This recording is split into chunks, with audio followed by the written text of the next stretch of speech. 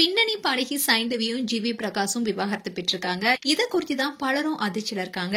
இந்த சைந்தவி யார் என்பதை இந்த வீடியோல பார்க்க போறோம். இவங்க 1989ல பிறந்திருக்காங்க. இவங்களுடைய அப்பா பேரு ஸ்ரீவத்சன் அண்ட் அம்மா பேரு ஆனந்தி. சைந்தவிக்கு 6 வயசுல இருந்தே ஜிவிய நல்லா தெரியும். 2 பேரும் ஒரே ஸ்கூல்ல தான் படிச்சிருக்காங்க.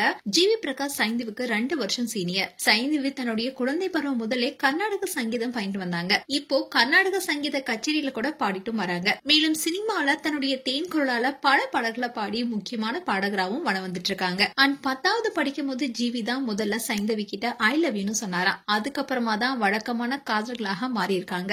சைந்தவிக்கு ஜிவி சீனியர்ன்றதுனால அழகா பாடுவாரா, கியூட்டாவும் இருப்பாரா. அதனாலேயே சைந்தவிக்கு ஜிவிய ரொம்பவே பிடிக்குமா. மேலும் ஜிவிக்கு தெரியாமலேயே அவரையே பாத்துட்டு இருப்பாங்களாம். வேணும்னே சைந்தவி அவருடைய கிளாஸ் ரூம் வழியாவே நடந்து போவாங்களா. போகும்போதெல்லாம் ஜன்னல் வழியா ஜிவிய பாத்துக்கிட்டேவும் போவாங்களா. காதலிக்க தொடங்கினதுக்கு அப்புறமா சைந்தவியும் ஜிவியும் தனியா எங்கேயுமே வெளியே போலையா.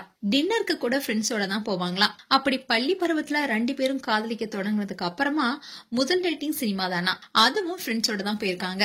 இவங்க 2 பேரும் சேர்ந்து பார்த்த முதல் படம் ஆளவந்தார். 2 பேரும் பள்ளி படிப்பை முடிச்ச உடனே அவங்களுடைய காதலை பத்தி வீட்டுல சொல்லிருக்காங்க. 2 பேர் வீட்லயுமே நீண்ட யோசனைக்கு அப்புறமா ஓகே சொல்ல 2013ல 2 பேத்துக்கும் திரும்ப நடந்தது. இது தொடர்ந்து மகிழ்ச்சியாவே வாழ்ந்துட்டு வந்திருக்காங்க. அண்ட் ஜிவி பிரகாஷ் உடைய இசையில பல பாடல்களை பாடி அசத்திருப்பாங்க சைந்தவி. இவங்க இருவருக்கும் பல வருடங்களா குழந்தை இல்லாம இருந்தது.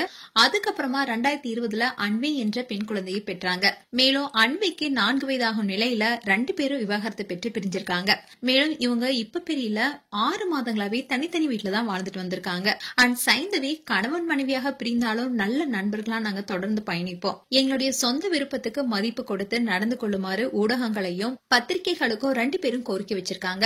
இந்த செய்தி கேட்டு ஃபேன்ஸ் மட்டும் இல்லாம செலிபிரிட்டிஸும் ஏன் இந்த முடிவுக்கு போனாங்கன்னு அவங்களுடைய கருத்துக்களை சொல்லிட்டு வராங்க. மேலும் சைந்தவி பற்றிய உங்களுடைய கருத்துக்களை கமெண்ட் பாக்ஸ்ல சொல்லுங்க. மேலும் இது போன்ற வீடியோஸை பார்க்க நியூஸ் தமிழ் சேனலை சப்ஸ்கிரைப் பண்ணுங்க. மறக்காம நோட்டிபிகேஷன் பட்டனை கிளிக் பண்ணுங்க.